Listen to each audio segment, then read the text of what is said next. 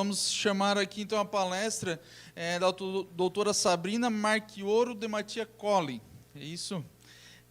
Para falar sobre gestão de documentos em LPIs, do contrato de prestação de serviços à fiscalização pelos órgãos competentes. Então, já em seguida eu abro o slide aqui também. Comentar, então, apresentar a Sabrina, que ela é advogada especialista em seguridade social, área do direito que compreende saúde, assistência e previdência social. De 2008 a 2018, prestou assessoria jurídica na área da saúde, com enfoque no direito médico, a hospitais aqui da nossa região.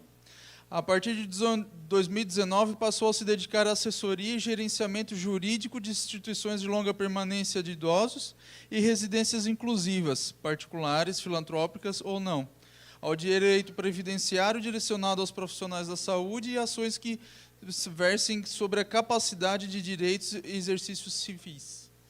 Deixa eu passar o microfone. Enquanto eu abro. Muito obrigado. Obrigada a todos vocês pela presença. E antes mesmo de eu destruir essa nuvenzinha, eu gostaria de cumprimentá-los e agradecer o convite da Gerifácio, enaltecer esse produto que, para quem não sabe, é de Criciúma e realmente leva gestão, leva organização, não só para prontuário, mas para toda a organização da empresa. Parabéns à Consistec, né, o empreendedorismo criciumense. Parabéns mesmo. Queres colocar o videozinho para mim?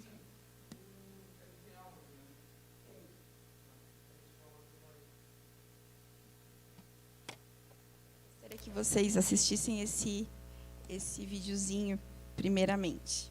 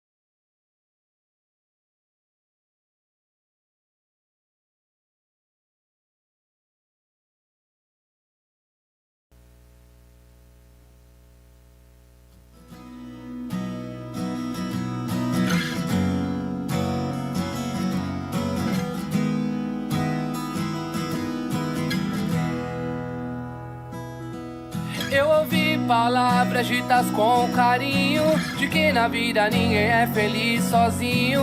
E você é um alguém que sempre me fez bem, me protegeu e me tirou de todo perigo. E quando eu precisei você chorou comigo. Valeu por você existir, é tão bom te ter aqui.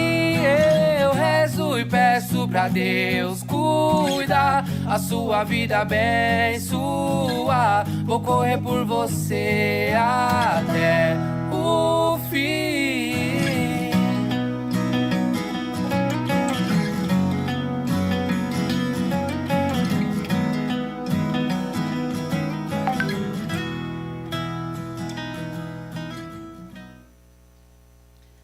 Outubro de 2023, 20 anos de Estatuto do Idoso.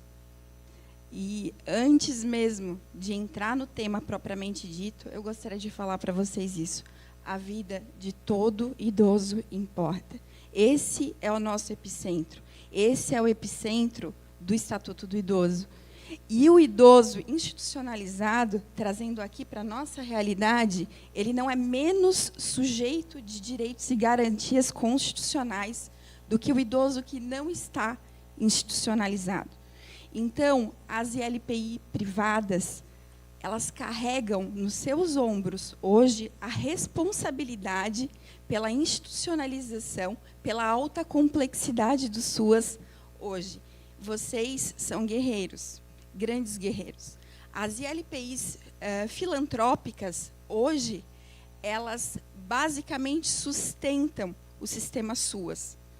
E é enaltecedor saber que a gente tem essas soluções para auxiliar essas empresas filantrópicas.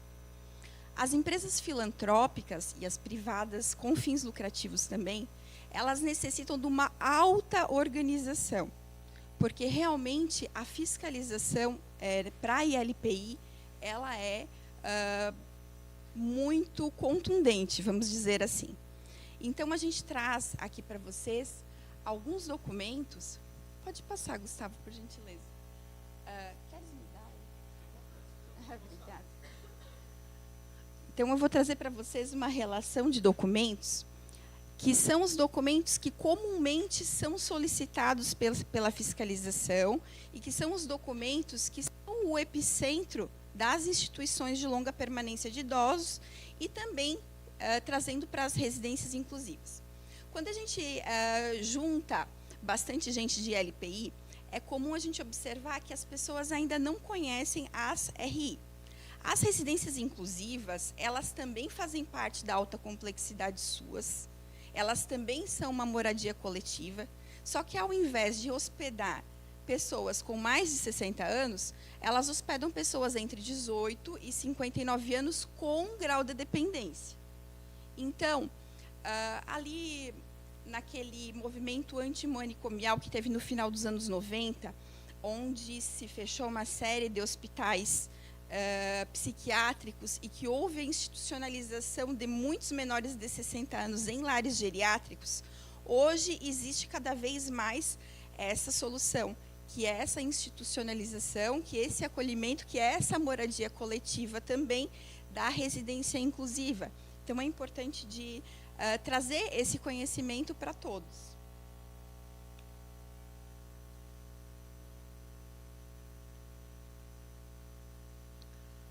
Um dos primeiros documentos com relação ao rol de documentos necessários para a ILPI e para a RI seria estar legalmente constituída. O que é estar legalmente constituída para uma empresa? A gente tem dois tipos de empresas, né, trazendo para o nosso nicho, que são as com e as sem fins lucrativos. As empresas sem fins lucrativos, elas geralmente são compreendidas como uma associação. Essa associação ela é criada através dos seus sócios fundadores, que fazem uma primeira assembleia, constituem a sua primeira assembleia, a sua diretoria, aprovam o seu estatuto e ele é registrado no cartório de pessoas jurídicas. O que é importante com relação à associação sem fins lucrativos? Esse estatuto, para que a gente trabalhe com a contratação, com o poder público, para que se trabalhe com a captação de recurso público e com a certificação SEBAS, para que haja a imunidade tributária, e aqui a gente percebe o tributo, não só o imposto, mas a contribuição previdenciária também, que costuma ser um dos maiores custos, né, uma das maiores despesas da ILPI, e, em especial, um problema grande para a filantrópica. Então, esse seria a constituição das empresas sem fins lucrativos. O ato constitutivo da ata de Assembleia Constitutiva, o estatuto, e, quando a diretoria passa o prazo de vigência, que é o que está estabelecido no estatuto, é eleita uma nova diretoria. Isso é fundamental, esse estatuto é fundamental que ele esteja de acordo com a MIROSC, que é o marco regulatório, para que haja a contratação com o ente público e para que haja a viabilidade de captação de recursos. O SEBAS, também, para essas empresas sem fins lucrativos, ele tem uma relevância diante da sociedade, porque parte da captação também é privada, ou seja, é via fundo do idoso, Porém, se apresenta um projeto, se faz a captação junto às empresas de grande porte, a fim de que aquele recurso destinado ao imposto de renda seja captado para as empresas filantrópicas. Então, é importante também, o SEBAS ele não é determinante para esse tipo de captação, mas ele mostra a beneficência da empresa. E é importante sempre estar com os documentos todos organizados com relação a isso, porque a gente não pode perder a validade do SEBAS. Então, é sempre bom estar tudo organizado, observar sempre as datas de validade para estar revalidando o SEBAS. Já as instituições com fins lucrativos, no geral, elas são constituídas como empresas de capital limitado. Podem ser individuais ou não, ou sociedades. E elas são constituídas através do contrato social, né? Elas repartem lucros, né, ao final do exercício, ao contrário das beneficentes, onde não significa que na beneficente a pessoa não seja remunerada pelo serviço. Ela não vai repartir lucro, ela vai reinserir o lucro dentro da associação. Então, o ato constitutivo da empresa com fins lucrativos, no geral, é o contrato social. E ambas o CNPJ. Firmar contrato com a pessoa idosa. Primeiro de tudo, quando a gente fala no contrato de prestação de serviço,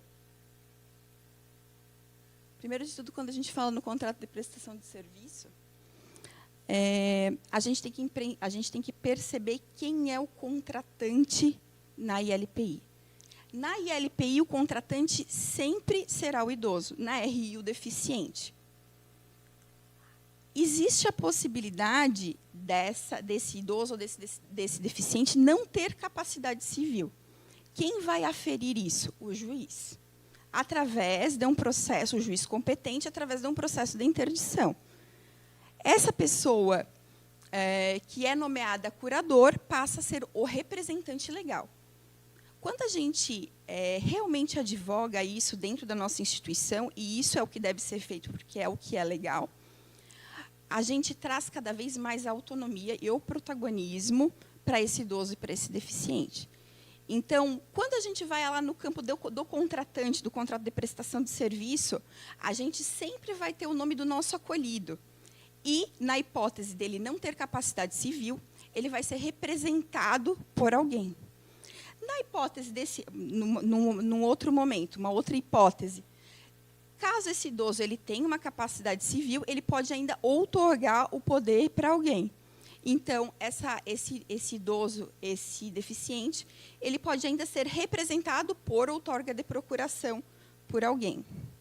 Ainda sobre o contrato de prestação de serviço, é muito importante que haja a figura do responsável solidário. E é muito importante que, no ato da institucionalização, a gente entenda que, na hipótese de uma hospitalização, porque a responsabilidade da ILPI, em abstrato, é dentro da ILPI. Se em algum momento a gente precisa hospitalizar, a gente precisa oferecer um serviço que não está dentro do rol de serviços que nós oferecemos no nosso contrato, a gente precisa ter contato com alguém. Essa pessoa vai ser o responsável solidário. Então, aí vai entrar medicação, órteses, próteses, medicação, fralda, um profissional que não é ofertado e hospitalização, que é o mais comum. Aqui também há uma observação muito importante, em especial para as filantrópicas. Aquelas empresas que costumam receber por determinação judicial.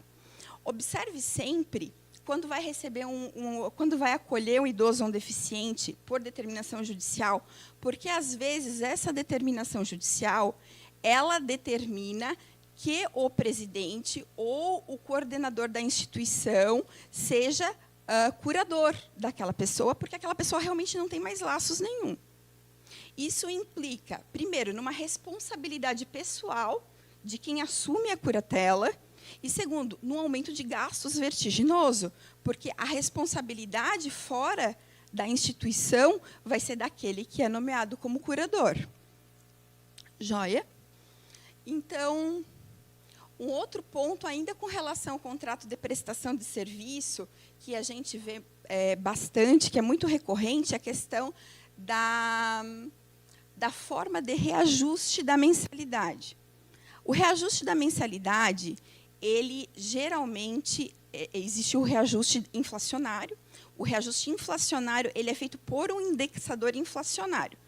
Observe aqui que o salário mínimo não é um indexador inflacionário.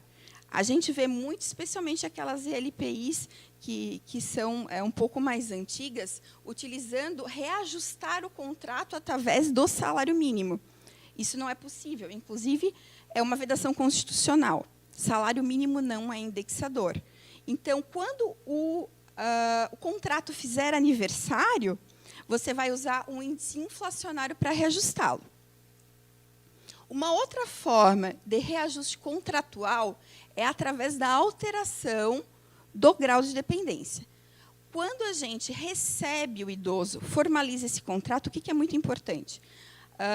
Que a responsável técnica, a enfermeira, ela faça ou a escala de Fugulin ou a escala de Shen, e, junto com esse contrato, seja acostada a essa escala e, inclusive, assinada pelas pessoas que funcionam como contratante responsável solidário. Por quê?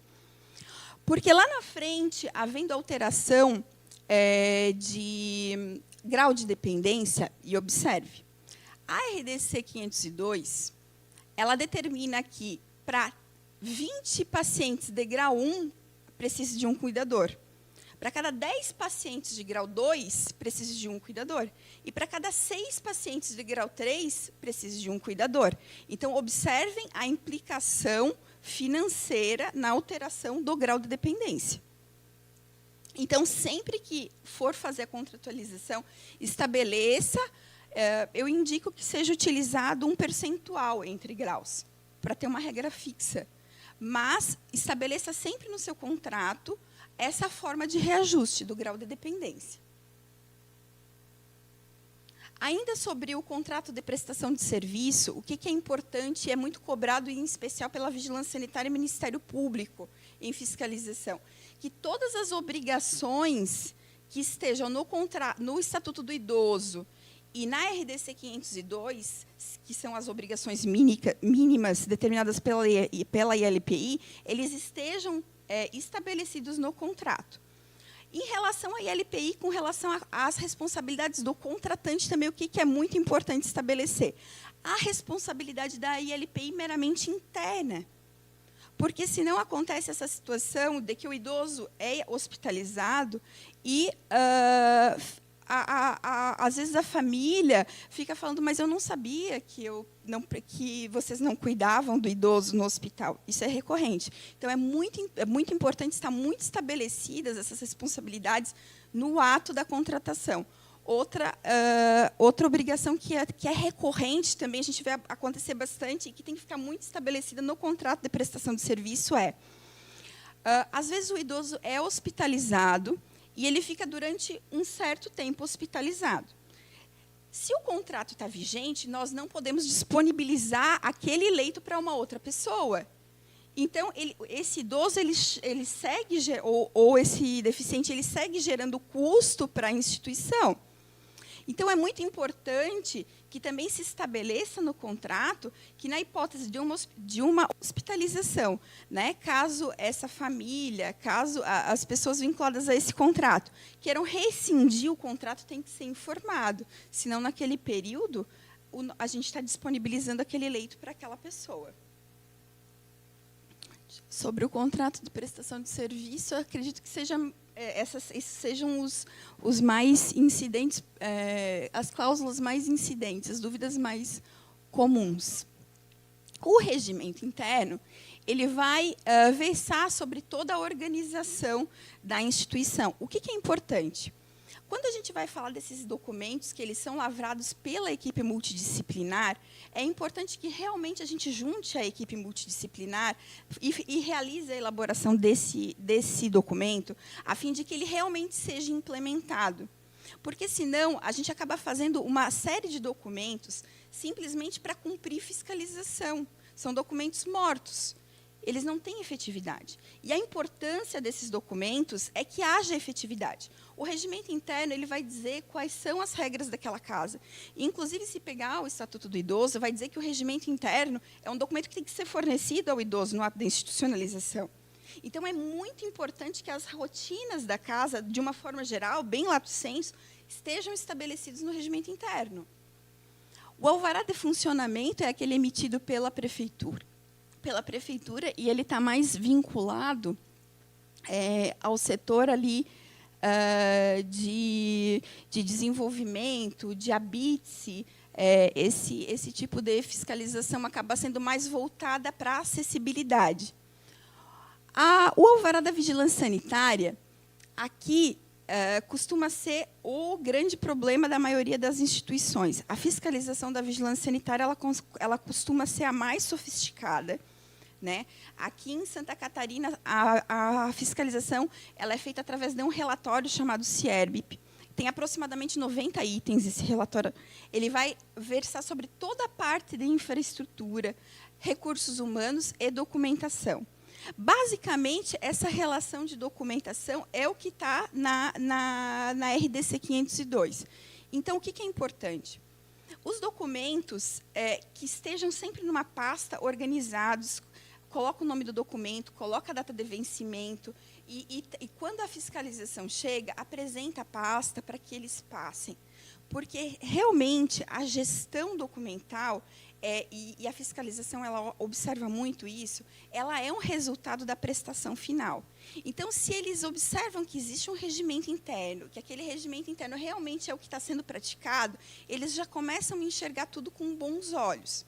Tá? Isso para tudo. Não só, eu estou falando da vigilância sanitária, mas Ministério Público, as outras fiscalizações, não é diferente. Depois temos o alvará do Corpo de Bombeiros, inscrição do Conselho do Idoso. Todas as ILPIs, filantrópicas ou não, elas precisam estar inscritas no Conselho Municipal do Idoso. O que é importante aqui? É importante que realmente seja realizada a inscrição. Os documentos para a inscrição no Conselho do Idoso eles são estabelecidos por cada município. Aqui, além desses documentos que eu trago para vocês, eles observam muito o plano de trabalho e observam também certidões negativas de débito, aqui em Criciúma. O que é importante também trazer com relação ao Conselho do Idoso? Que a ILPI realmente se aproprie do Conselho do Idoso. O Conselho do Idoso ele é uma instituição paritária, vinculada à prefeitura, metade gov, metade não gov. E, junto com a criação do Conselho do Idoso, o município ele cria o Fundo do Idoso. O Fundo do Idoso é onde é feita a captação do recurso, vai para o Fundo do Idoso e depois é repassada para a ILPI. Então, participar do fundo, especialmente para as filantrópicas, para as privadas também, porque a gente vai trazer a política do idoso. Mas, em especial para as filantrópicas, é muito importante que se participe do Fundo do Idoso, se entenda o fluxo aliás, participe do Conselho do Idoso, que se entenda o fluxo desse conselho. E, inclusive, que se busque que as ILPI sejam conselheiras. Metade das vagas dos conselhos são para a ILPI. Então, é muito importante que, às vezes, a gente não vê, pelo menos aqui no nosso município, a gente bem pouco vê ILPI dentro do conselho. E é importante que a gente se organize, que haja essa inscrição, porque é um requisito legal, mas que a ILPI participe. Porque não vai existir política pública municipal sem a ILPI participando do Conselho do Idoso. É muito importante isso. Aceita. Muito obrigada.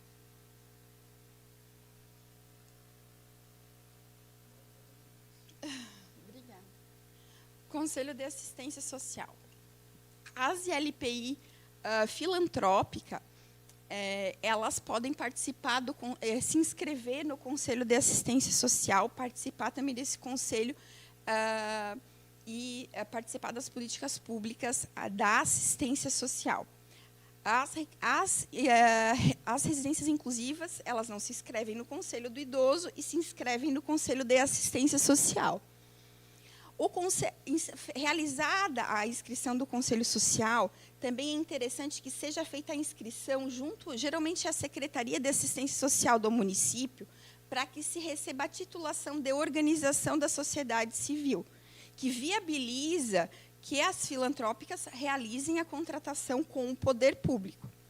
As empresas privadas também podem fazer a contratação com o poder público quando o poder público não consegue localizar a empresa para contratar e que seja filantrópica e cumpra os requisitos do marco regulatório.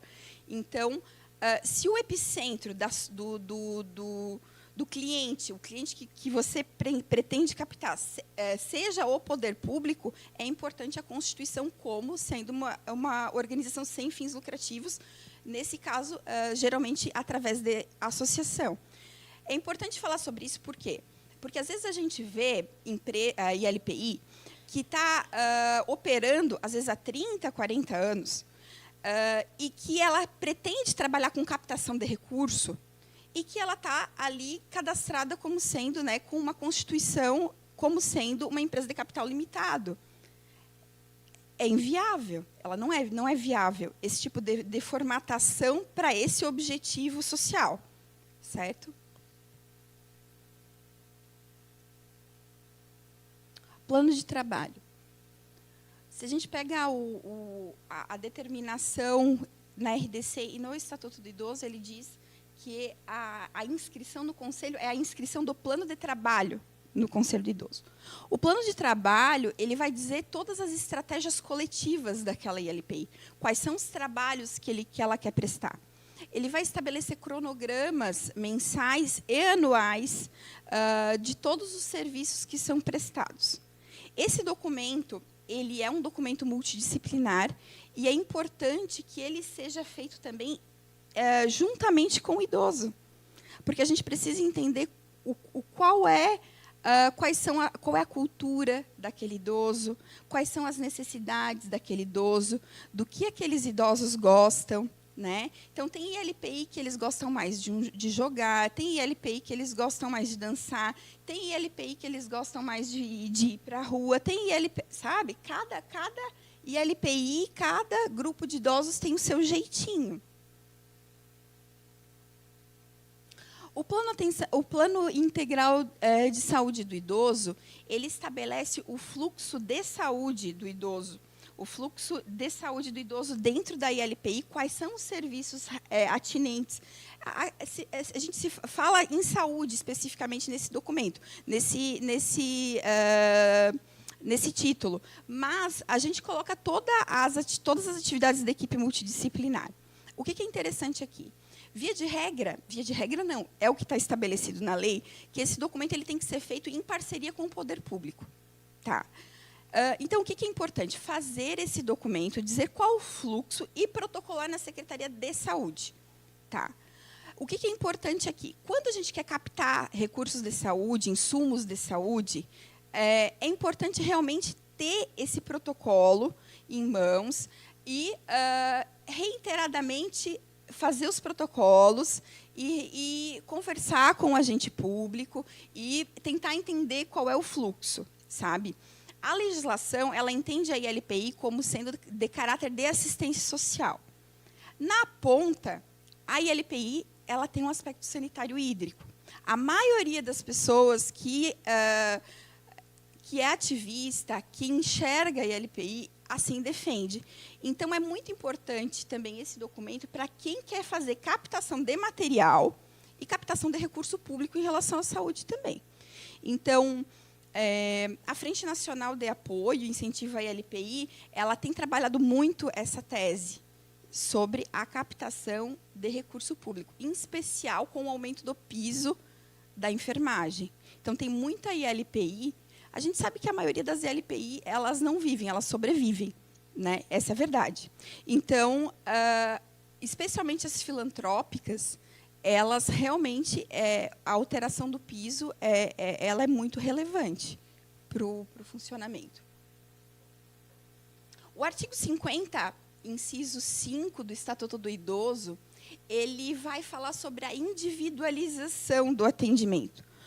A individualização do atendimento, aqui a gente traz, não é obrigatório, a legislação ela não fala sobre isso em ILPI. Na residência, inclusive, ele é obrigatório, que é o PIA, o Plano Individual de Atendimento. O que é o PIA? O PIA ele é um documento da equipe multidisciplinar, ele não é um documento de assistência social, mas ele é muito sofisticado, até na live a gente estava conversando sobre isso. Ele é um documento muito sofisticado e para quem quer realmente trabalhar com uma prestação de serviço de excelência, ele é bem interessante. Num primeiro momento, o PIA vai fazer uma coleta um pouco mais apurada de dados para entender o núcleo daquele idoso, da onde ele vem, do que ele gosta, o que ele fazia. Num segundo momento, a equipe multidisciplinar vai estabelecer estratégias importantes para aquele idoso no que tange a saúde, no que tange a inclusão, às vezes no mercado de trabalho, às vezes é um idoso que quer se reinserir no mercado de trabalho, no que tange a educação, no que tange a mobilidade, absolutamente tudo. Quando é um deficiente, ainda mais. Quando é numa residência inclusiva, ainda mais importantes essas estratégias, porque o deficiente ele acaba tendo um pouco menos de dificuldade física.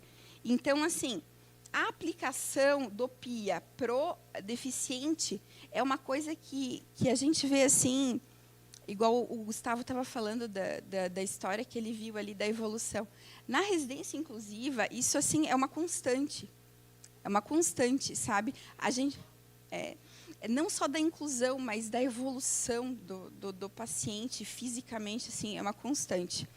Porque a maioria das pessoas que entra na inclusiva, e na ILPI tem bastante disso também, elas vêm de uma estrutura familiar de muita violência. Muita violência. E, muitas vezes, a deficiência ela viabiliza, né, a equipe multidisciplinar conseguir passar as barreiras, viabiliza que realmente assim, aquele deficiente desponte de uma forma linda.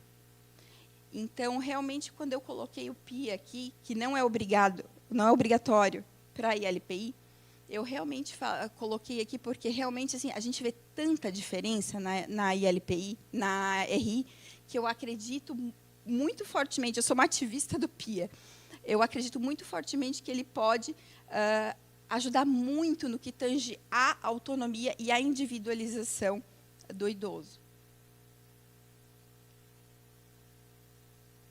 Procedimento operacional padrão. O procedimento operacional padrão, ele, da mesma forma com o regimento interno, ele é um documento que ele deve ser feito pela equipe multidisciplinar. Então, o procedimento operacional padrão, a gente tem que começar a compreender ele como não sendo um documento para fiscalização. Realmente, quando a gente fala do procedimento de cuidados, que ele está mais voltado para os profissionais de enfermagem, e eu coloco cuidados porque a legislação ela não determina que nós tenhamos enfermeiro ou técnico, ela fala na figura do cuidador. Então, sim, a maioria das LPI precisa de enfermeiro, precisa de técnico, por quê? Porque pratica atos de enfermagem e atos que são privativos de técnico de enfermagem. Porém, a legislação fala do cuidador. Então, não tem problema nenhum ter POPs dentro do POP de cuidado com atividades que sejam para o cuidador, desde que a gente não esteja determinando que o cuidador pratique um ato que é exclusivo de técnico de enfermagem ou de enfermeiro. Aí depois tem essa figura, né, dentro do Gerifácio, que é a inclusão dos POP agora. Existe também o POP de manipulação de alimentos. É a mesma situação. É importante ter a multidisciplinariedade. Evidentemente, o POP de manipulação de alimentos ele está vinculado a nutricionista. Porém, a cozinha é um dos calcanhares de Aquiles, né, da ILPI. Então, efetivamente, se a gente não faz esse POP de uma forma coletiva, se a gente não pratica o que está dentro daquele documento, se a nutricionista ela não vem fazer treinamentos constantes com a equipe, eles não vão saber fazer os procedimentos no momento em que a fiscalização estiver ali, né? E em especial, dentro desse POP de manipulação de alimentos, é a parte da descontaminação dos alimentos, a parte da manipulação dos alimentos e realmente realizar os treinamentos de uma forma bem constante com a nutricionista, sempre estabelecendo, né, atas e trazendo ali. Ainda sobre a manipulação de alimentos, aqui a importância quanto à documentação da carteira de saúde, né, dos manipuladores de alimentos, que é algo que é bastante cobrado. E a certificação também do curso, que é exigida pela fiscalização. Quando a nutricionista realiza o curso com as manipuladoras, ela tem que certificar a realização do curso. Processamento de roupas. O processamento de roupas, ele não está ligado exclusivamente à lavanderia. Processamento de roupas é todo o processamento que é exercido no que tange a roupa, desde a entrada dela, o idoso entra. A gente precisa individualizar aquela roupa, a gente precisa fazer um inventário daqueles objetos pessoais e a gente precisa primar pela individualização no sentido de que aquele idoso vai utilizar a roupa dele. Né?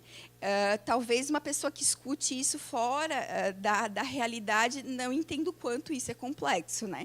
Dentro de 30, 40, 50 pessoas com o seu arsenal de objetos pessoais, e a gente realmente precisa individualizar, precisa bordar ali o nome, escrever o nome, de uma forma que lave, passe, guarde, e ele realmente utilize os próprios objetos pessoais.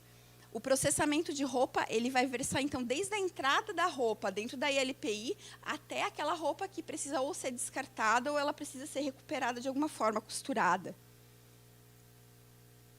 Limpeza e higienização, a mesma coisa. O procedimento de limpeza, o processamento de higienização. Agora, na época do Covid, a gente viu o tanto da importância que tem isso. Vieram recursos novos, né, para a higienização, como o ozônio. Então, existem N hipóteses do que pode ser feito, né, sempre trazendo a melhor técnica para a gente utilizar a limpeza e sempre treinando o pessoal da limpeza.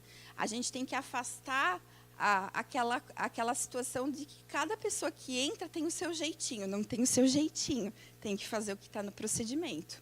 Tá? Aqui, a gente trabalha também com a importância do hipoclorito ou do ozônio, para quem usa ozônio. Né? O hipoclorito ele é fundamental aqui. A limpeza com hipoclorito. O plano de gerenciamento de resíduos, ele se refere a como, no caso das empresas que trabalham com resíduo de saúde, em especial daí o pérfuro cortante e o infectante, a como é feita a destinação, quanto de lixo que gera e como é feita a destinação desse resíduo. Quando esse resíduo é feito por uma empresa terceirizada, existe a necessidade de fazer o plano de gerenciamento de resíduo e existe a necessidade de se manter no arsenal documental também o contrato que é feito com aquela prestadora e o alvará daquela prestadora. O contrato com terceirizados envolve isso que eu já falei, né? No caso, a empresa que faz a destinação dos resíduos infectantes e dos pérfuro-cortantes, ela é considerada pela Vigilância Sanitária como uma terceirizada, eles pedem um contrato, mas existe a possibilidade de terceirização da parte de alimentação, limpeza e lavanderia. E aqui é muito interessante, porque como a RDC pede um profissional exclusivo para a lavanderia, muitas vezes a terceirização do serviço de lavanderia é interessante.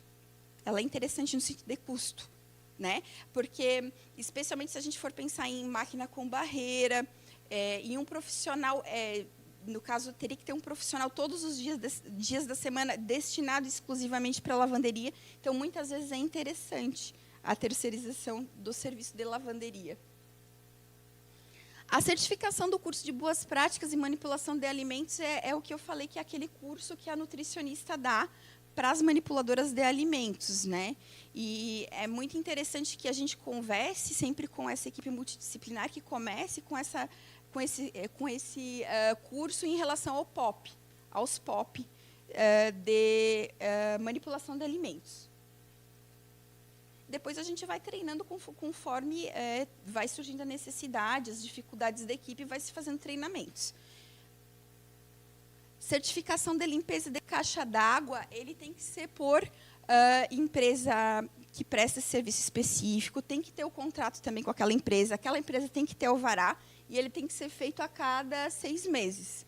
A mesma situação, a desratização e a desinsetização, né, que é o controle de pragas, é a cada 3 meses. Mas é a mesma situação. E a certificação de entidade beneficente de assistência social, que é o SEBAS, que é uma certificação que é feita pelo governo federal. Ela é bem sofisticada, bem complexa, com uma série de requisitos, entre eles as que eu falei com relação ao ato constitutivo. Então, o ato constitutivo ele tem que estar de acordo, a gente já tem que pensar na estratégia de acordo com conseguir o SEBAS, que é uma certificação um pouco mais sofisticada. Seria isso. Muito obrigado. Se alguém tiver alguma pergunta. Nós temos perguntas aqui. Vai, Lili. Primeiro, a Lucilena Batista, que é enfermeira RT aqui do Cantinho do Idoso, a Camila está aqui também, utiliza o Gerifácio, aqui de Criciúma. Ela coloca que a doutora Sabrina trouxe informações preciosas. E nós estamos aqui com a Claudilene Lorenzo, e ela tem uma dúvida sobre tarefas privativas. Exemplo, muitas vezes em casa, o esposo pode passar SVA, intermitente. E na ILPI o cuidador não pode? Qual a diferença? Alguém da enfermagem pode me falar o que é SVA intermitente? A Claudilene fala de Belo Horizonte. Sim. Então, aí entra naquilo que eu falei para vocês. É que quem que fala quais são os atos privativos de enfermeiro técnico? A legislação. A passagem de sonda ele é um ato privativo de enfermeiro. Eu não conheço as siglas, porque como eu não estou habituada muito com prontuário, fora a parte jurídica, mas eu sei que sonda é um ato privativo de enfermagem. Então, é por causa disso. O que acontece... Como que é o nome dela, Lili? Claudilene. O que acontece, Claudilene? É que a gente tem que entender, e isso às vezes dói o coração, mas o que a gente tem que entender? Que é uma empresa. A ILPI, ela nasce, às vezes, daquela pessoa que estava cuidando do idoso, depois foi cuidar de outro idoso. Mas a gente tem que entender essa complexidade como sendo uma empresa. Então, a gente obedece a atos normativos, né? E quem fala quais são os atos privativos de enfermeiro é o COREM, o COFEM, no caso. Certo. A Raquel Souza, de Canoas, que nos acompanha, ela pergunta: qual a frequência do teste da autoclave? Não sei te responder, amada. Não sei te responder. Precisaria, talvez, um engenheiro saiba, ou um enfermeiro. Ou talvez a farmacêutica, que depois vai saber especificar melhor.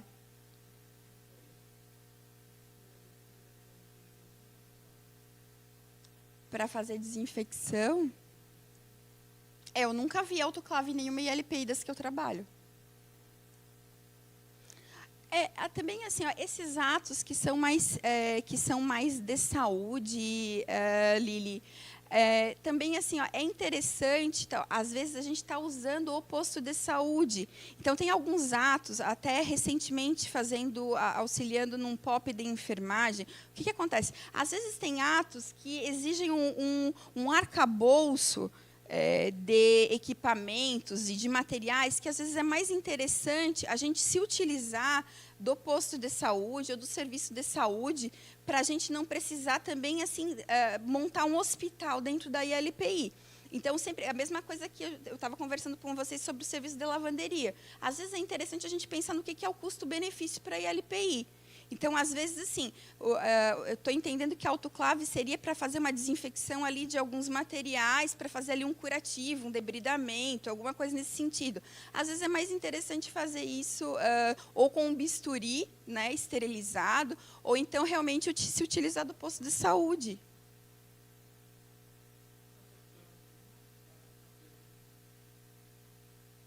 A Jessi Serafim, ela é de Campos dos Goitatazes, e ela pergunta se existe uma quantidade obrigatória de profissionais da saúde.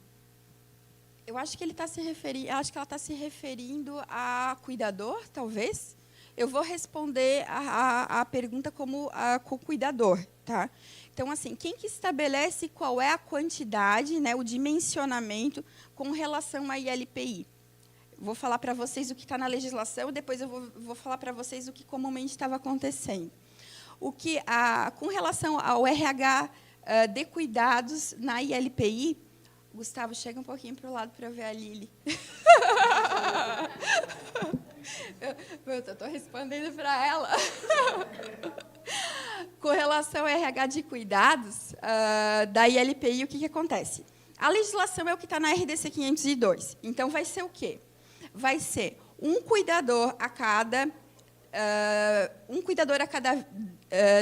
20 grau 1, um cuidador a cada 10 grau 2 e um cuidador a cada 6 grau 3.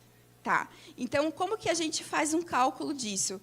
A gente faz um cálculo através de uma regra de 3 mesmo. Né? A gente faz esse cálculo dessa forma. Quando a RDC fala de cuidador, ela não fala que tem que ser um profissional da saúde. O que é importante o gestor saber? Quais são os atos que eu vou praticar aqui dentro? Igual a nossa colega ali estava falando. Eu vou fazer um debridamento. Debridamento, se você quer fazer um debridamento, né, passar uma sonda dentro de uma ILPI, é um ato de enfermagem, você vai ter que ter uma enfermeira.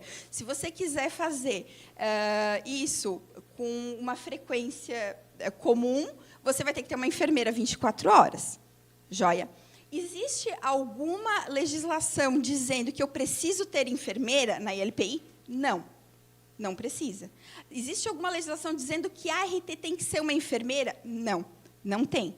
Não precisa ser enfermeira. Porém, como a atividade da ILPI costuma ser mais comumente voltada para a enfermagem, o habitual é que a RT seja enfermeira, não é uma obrigação. Tá? Voltando para essa questão do habitual, o que se indica, então? Porque os atos de técnico de enfermagem, eles são muito recorrentes dentro da ILPI. Como esse conceito de cuidador ele é um pouco lato sensu, o que a gente entende ali dentro? O cuidador, propriamente dito, que é aquela profissão não regulamentada, né, porque houve um projeto de lei de regulamentação do cuidador que não foi aprovado no Congresso. O técnico de enfermagem entra no cuidado e o enfermeiro entra no cuidado. Então, você vai ver quantos profissionais de cuidado você precisa, você vai ver quais os atos que você quer praticar e, geralmente, o que se utiliza, o que é o comum. Não é obrigatório, mas o que é comum. Ter um enfermeiro, né, ali às 20 horas, utilizando ele também como RT. Ter técnico de enfermagem em 2 plantões diários de 12 por 36. E preencher o resto do conteúdo com o cuidador. Isso é o que comumente se usa. Tá? Não é obrigatório. Realmente é um ato de gestão. A gente tem que pensar assim, qual tipo de serviço a gente vai prestar.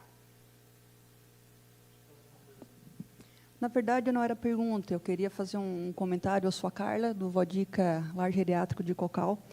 E a Sabrina é nossa assessora jurídica. E eu tenho um antes e um depois de uma assessoria jurídica. Todo mundo, eu acho que tem como calcanhar de Aquiles a vigilância.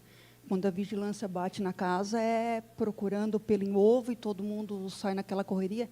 Por mais que esteja tudo correto, todo mundo está vendo se os idosos estão todos ali certinhos, então é uma angústia. E a vigilância, por mais que ela faça essa fiscalização, que é o correto, eu até torço para que todas as casas tenham realmente uma fiscalização e cumpram as exigências, porque assim a qualidade e o respeito ao idoso ele vai se mantendo, o comprometimento. Mas quando a vigilância vem, que ela te pede um documento e tu está ali separado, ela pede o segundo documento, está ali separado. Ela pede uma evolução, tu vai no sistema. Ela pede o controle de medicação, está prontinho? Tu desarma eles. E aí qualquer falha que possa estar acontecendo, lógico, falhas permissíveis, sei lá, de uma carteira de vacina de um idoso que não esteja em dia, de um contrato que não esteja com todas as páginas rubricadas, eles vão já te entender que isso não é de má fé. Então, essa organização ela é fantástica, ela te traz uma tranquilidade ímpar. Se eu fosse dizer, eu sou uma instituição pequena, que eu creio que a maioria que seja, e a gente quer fazer tudo com as próprias pernas, com os próprios braços, isso não dá conta.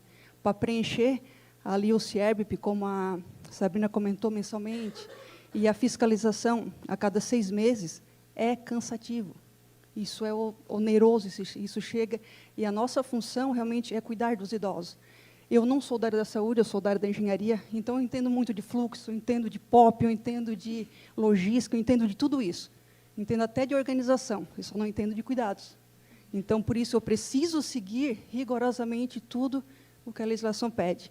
E, para isso, um bom sistema, que a Rede Fácil tem apresentado, tem nos fornecido, e uma assessoria jurídica é o que faz com que a gente consiga dormir bem tranquilo. Obrigada, Carla.